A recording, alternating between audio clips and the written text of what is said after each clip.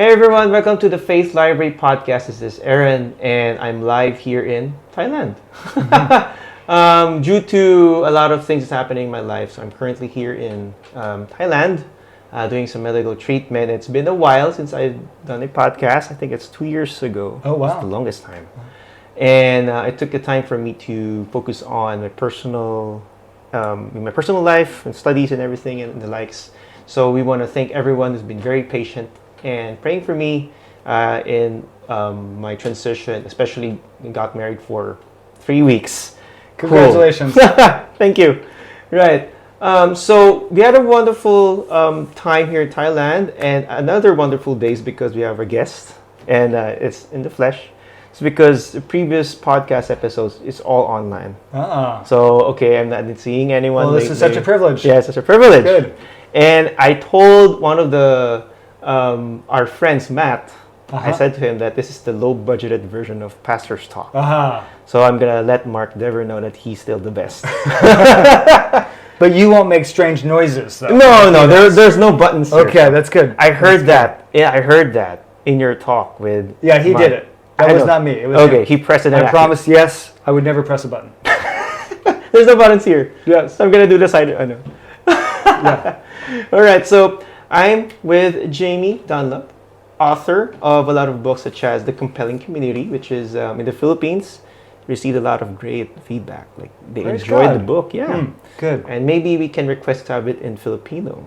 That'd be lovely. It's going to be interesting. And your new book, Love the Ones Who Drive You Crazy. And I love to read this book. It's because there are a lot of people that drive you crazy. So And you have the first Asian copy. Yes. Woo! You can hear it live. Just for you. Thank you. Right, so we're going to go through some of the questions here that's been given to me. And I believe that is going to be helpful since we want to get to know you not only as the author of the book, but at the same time, who is Jamie wherever you are, maybe you're in the US, or who's Jamie Dunlop? Yeah. Good. Can you tell us more about you and more about your family? How did you get into 9 Marks? It's been 9 Marks and so I'm married. Yeah. Actually, this coming week is my 22nd wedding anniversary. Oh, congratulations. And we have 3 children, all still in school, high school and middle school. We live in Washington, D.C., so a few blocks from the U.S. Capitol building. So when you see the U.S. Capitol building in the news, you can pray for my church. We're right there. Just behind it. I've been at the church for 25 years. I've been on staff as one of the pastors for the last 15 years. I grew up in Chicago in the United States. I became a Christian as a child and then have been in Washington for most of my adult life. Oh, wow. So do you have any profession before you came into? I was in business for 10 years. Okay. So I actually moved to Washington thinking I would do business for 2 years and then leave and never come back. And do engineering the rest of my life, and I just fell in love with that church, and so my 2 years became 4, became 8, and now 25. Oh, so I saw in one of your bio is that you're associate pastor of Capitol Hill. So how did it become?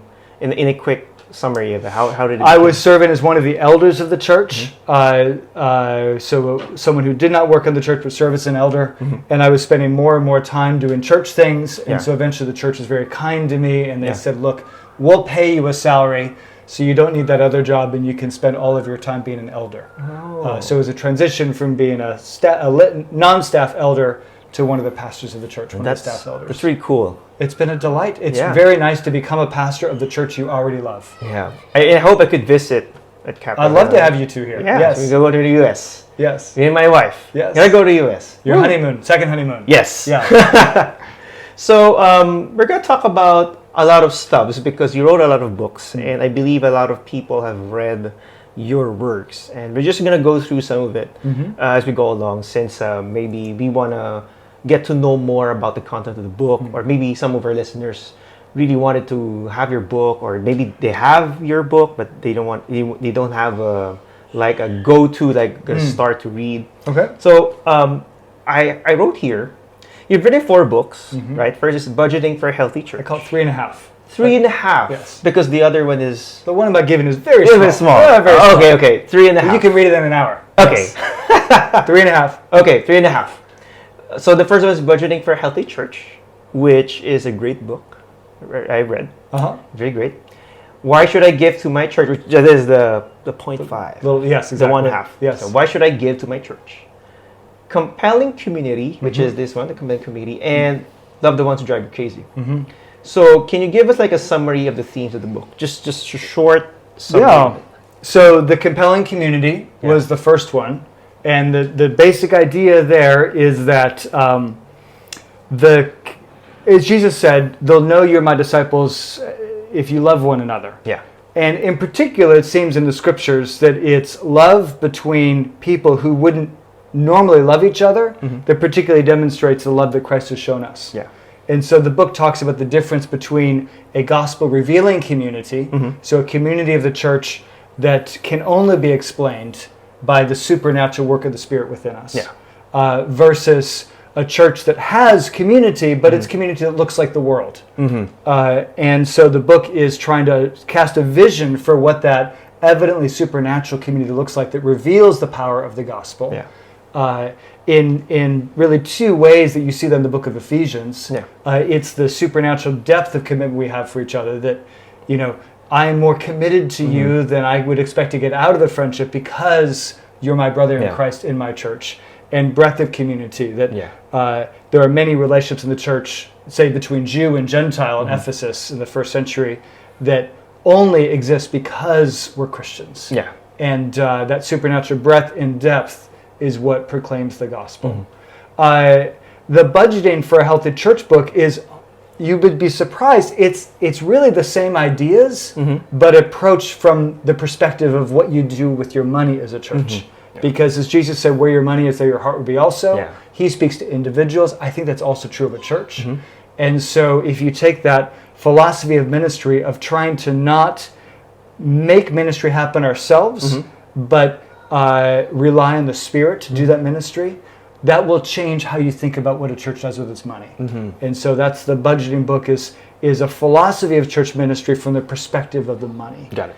Why should I give to my church is just a very simple book that answers that question. But really trying to understand that we don't give in order to get material blessings. We give in order to show off how good God is. That we say we trust that giving to Him is going to bring us more happiness than the other things we could spend our money on. And so that's a very different way to think about giving than sadly many Christian leaders speak of. And then the last book, Love the Ones Who Drive You Crazy, is very much a follow-on to the Compelling Community book. You could say, well, that's great that I want to have friendships with people in the church with whom I don't share much in common. We come from a different culture, or we believe different things about social issues, or we have different background. But that's really hard. You know, think about those Jew-Gentile churches of the first century. Think about all the ways that they would have misunderstood each other and stepped on each other's toes and sinned against each other in ways they didn't realize it and offended each other. And yet, it was their love together, Ephesians 3:10 says, that makes even the spiritual realm above stare in wonder at the wisdom of God. Well, how do you do that? And I think Romans 12, 13, 14, 15 is a beautiful and very practical guide for how to love people who you honestly would never want to be in a relationship with, except you're both Christians. And so the book just walks through the wisdom Paul gives us there for Jew-Gentile churches in Rome to think about the kind of churches we have today that hopefully are made of people who sometimes share a lot in common, but very often don't share much in common except for Christ. And He is enough to give us real friendships. So it's like, I'm seeing it, it's like a domino set of they all like interconnected. They're all connected. Absolutely. It's like you may the budget any community and then love the ones gonna be there. So I think it's a circle, which is it's like a Jamie Dunlop set. Well, the main theme is that your life matters. Not because of all the stuff you do for God, but because of what your life says about His goodness and glory. And that's the animated idea that works through all those books. That's cool. Amen. And so we'll just dive through some parts of the book. Great. Good. Let's start with Budgeting for a Healthy Church. why is it important for our churches not only to be faithful to the preaching of the word or giving, but why churches must be faithful in terms of budgeting? Yeah. I think it's just one of the things that is I think I heard is one of the most boring part of doing church life is budgeting and the likes. And maybe you've been to a church that's been there for so long, but their system is working for a while. So why is it important that we are also faithful in terms of how we budget our finances? Well, because what you do with your money probably tells me more about what your church really believes than your statement of faith. Because what we do with our money tells us where our hearts are. And because money is precious to us, and so if we use it faithfully for God, that tells us that He is more precious than our money. And what we see in the Scriptures, that there's a lot of teaching about money in the Scriptures. And it's because we can give great glory to God if we use money as a tool for His purposes. But we can also defame God if we use God to serve our money. And so that obviously applies very much to what I do with my own money, which is the third book, Why Should I Give to My Church? But also to do with what a church does with its money, which is the budgeting book. The book honestly isn't about how to make a budget. It's more the philosophy of ministry that is underneath that budget, and all the different ways in which the financial decisions we make as a church actually reflect our spiritual priorities. And one point I make in the book is that a church budget is not mainly a financial tool, it's mainly a spiritual tool. And that means that the budget process should be led not by the financial analysts, but by the pastors and elders of the church. Because it is a spiritual document full of spiritual priorities with spiritual implications for your church. So it's more of like, okay, this is how Scripture says on how we should see money, and this should be applied in our church. And how the Scriptures say we should see the church. Yeah. Right? Because sometimes a church is trying to have one type of community, maybe a community where members are very deeply engaged in each other's lives, and yet the budget is doing something else. And so we want to make sure what the Scripture says about the church is reflected in what the church is doing with its money. Cool. So since I've been reading the book, so there was this one part of the book that you have like an appendix of, this is how you do, like a sheets. I think it's different churches and how they do. You can download it on the website. The spreadsheets and how we do it. And I've seen that. Okay, this is how your church does it, and I can see the faithfulness behind it. Like you're thinking of not only for like ROIs and the likes, but it's more on like you're thinking about the local church and the missionaries and the people around it, and so it's a wonderful way to on how should we use our money faithfully in terms of the local church setting. It's really cool. Good. And it's also I feel with Thanksgiving as I read the book. And I want to jump since we talked about the goal of budgeting in the local church. I want to jump to the next part, which is the book of the compelling community. So I think the question we might ask is, why is the church so compelling? Why is the community, this kind of community, is compelling? Because when people love each other in ways that confuse and confound the world around us, it testifies to the power of God. I think in many ways the community of the church is the main way in our age that God confirms the power of the gospel. And I think you also had these terms in the book, the compelling community, about the functions of it, the commitment, which is the depth, and diversity in the width. So talking about church being compelling. So can you help us define those, what commitment and diversity is all about, and how they connect with each other? So in Ephesians chapter 2, it describes the unity between Jew and Gentile in the church in Ephesus. And he says that Christ came and preached peace to you who were far off and peace to those who were near. Those who were near are the Jews, those who are far off are Gentiles. For through him we both have access to one Spirit through the Father. So then you are no longer strangers and aliens, but you are fellow citizens with the saints and members of the household of God. So I think there is where we see that depth and breadth. It's a deeper commitment than society expects. In that these Jews and Gentiles are the household of God. Paul is reaching for the language of ethnicity and family here to describe a new human race, he says, a new household. That if you and I are brothers in the same church, we should have the kind of commitment that close family has. And then the previous verse I just read, that we both have access in one spirit to the Father. Both Jews and Gentiles are together in the church. That there's a breadth of commitment there. That in the local church, I'm not just committing to love the people who are similar to me. I'm particularly committed to love those who are very different from me. And so when we see a supernatural depth and breadth, I think that is the Spirit of God in His calling card. Yeah. I think there's a lot of issues going on with terms of loving those who are different. Like it's easy to be in a community that I think you've mentioned it's like the gospel plus. Yes. Like you mentioned like we're one with the gospel, but at the same time we love sports and the likes. And that it's really sports that draw us together rather than the gospel. Gospel, yes. And I think some of us, not only in sports, but also in terms of ethnicity.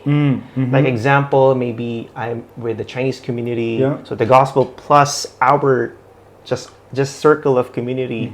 And then we see outside in our churches that there are a lot of Filipinos or maybe attending Filipino Asians, other Asians.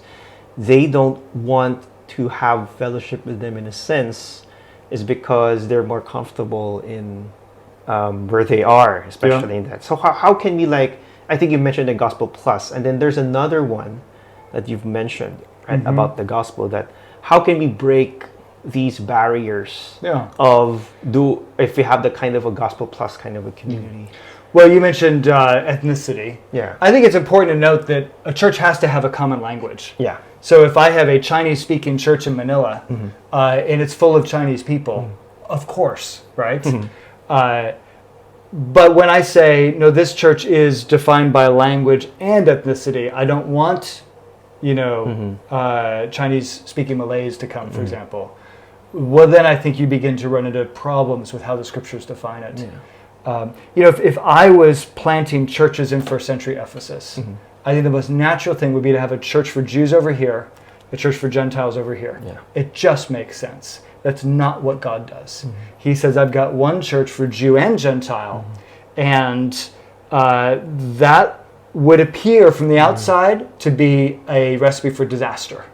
Right? It'll probably last for about 3 days, and then they'll just throw up their hands and run away. But they don't, right? They actually have a love for each other, which is so profound. I mentioned earlier, Ephesians 3:10, so that through the church, the manifold wisdom of God might be made known to the rulers and authorities in the heavenly places. So there's something about that love between natural enemies that reveals the power of the gospel. So you mentioned gospel revealing versus gospel plus. Gospel plus is we believe on the gospel, or we all agree on the gospel, and we're all Jews. We believe in the gospel, and we're all Manchester United fans, or whatever, right? Or we believe in the gospel, and we're all young professionals, or whatever that might be, as opposed to we just are centered on the gospel alone. And when we can have a community which is the household of faith, we really do operate like family. That reveals the gospel. And it's one of my, I think it's a eureka moment, I guess, because I believe before that we have a type of a gospel plus kind of a mindset. We can all get along. Right. Maybe we can talk about sports and then we just, kind of slip the gospel picture, then maybe, God. And there's nothing wrong with talking about sports. But if you discover that all your friendships at church are centered mainly on sports and on Jesus, I would just say you're missing all kinds of wonderful thing God has for you as you get to build friendships where you really don't share much in common except for Jesus Christ. And that's a really great reflection that I had, that once I get to Manila, I would bring these promises like gospel revealed, and that we can all have a kind of sense of community. Maybe I think it's like maybe in small groups after the service, we can talk about what about the preaching, Yeah. and at the same time about what God has been revealing to them through His Word during the week. Maybe it could be like that kind of a environment. Good. Yeah. Can you describe to us the comfort-based and calling-based type of commitment? Yeah. I think you mentioned it in the book. I do, yeah, when I talk about that depth of community. Yeah. I point out the commitment in a church operates very differently than almost any other commitment you make in life. Yeah. Right? So, typically in life, commitment follows comfort. Mm-hmm. So I discover I like something, I commit a little bit more, I discover I like it more. I give the example of, Apple products that I like my Macintosh, and so then I go buy an iPhone, and then I buy an Apple Watch, and it's just sort of like, it's a nice slow path in, and that's how, as consumers, we tend to commit. Mm-hmm. The church is not like that, right? So these words in Ephesus are written to very new Christians.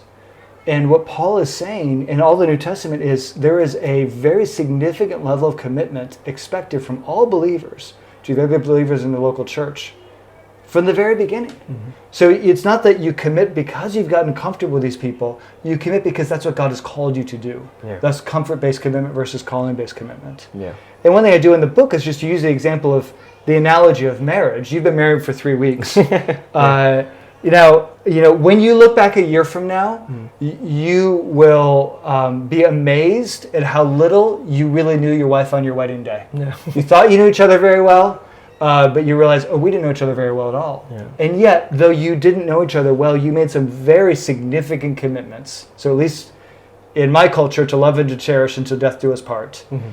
To someone you didn't know very well. And inside the wall of that commitment, there is, I hope, a beautiful relationship like nothing else you've ever known. And the same thing in the church. There's lots of difference between marriage and a church. So you have to be married to her for the rest of your life. You don't have to be members of your church for the rest of your life.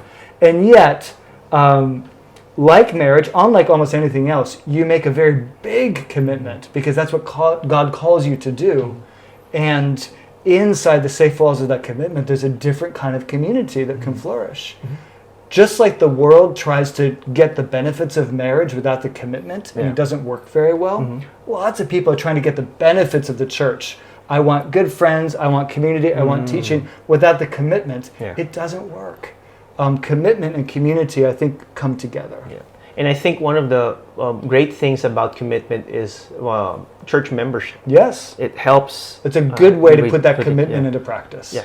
Yeah. And I think some are hesitant to do that is because maybe they're not open to church membership. Mm-hmm. So maybe can you give us a run through of why church membership is important for us in order to fulfill a gospel revealed community?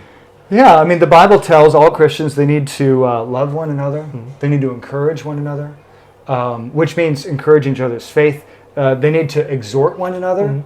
Mm-hmm. So Matthew 18 says that if you're in sin, and you refuse to repent, and I've confronted you, other people confront, eventually we need to tell it to the church, and they need to confront you. Yeah. You need to submit to your leaders. Mm-hmm. Now, when you bring all those together, that basically is what it means to be a member of a church. Yeah. That I commit to love these people, to encourage them. I submit to the authority of the church, that if I'm in sin, I'm giving them permission to confront me with it, and I agree to submit to their leaders. And so there's no thou shalt join a church book in the New Testament. And yet when I look at all the commitments that individual Christians are to have with a local church, it's what Christians in the centuries have called church membership. Yeah. That I don't just attend a church. I covenant with them. I submit to them. And I take responsibility for them. That's great. Yeah. Now, we've gone through budgeting. Yes. We've gone through why should I give to church, and then the community. Now I realize there's a gospel revealed community, but let's now go to the book, Love the Ones Who Drive You Crazy. Okay. Everything is not full of rainbows and butterflies. Every Sunday, I'm going to do gospel revealed. Love these people. Yeah. That's right. So how can we love those people? What to do when someone in the church drives you crazy to the point it makes them unlovable? It could be what to do with them. It could be like a sin issue or a theological. Well, let me warn you, the book makes it sound like you're the problem. Yeah. You drive me crazy. The book says, I'm the problem. Oh, okay. I need a different mindset so I can love you.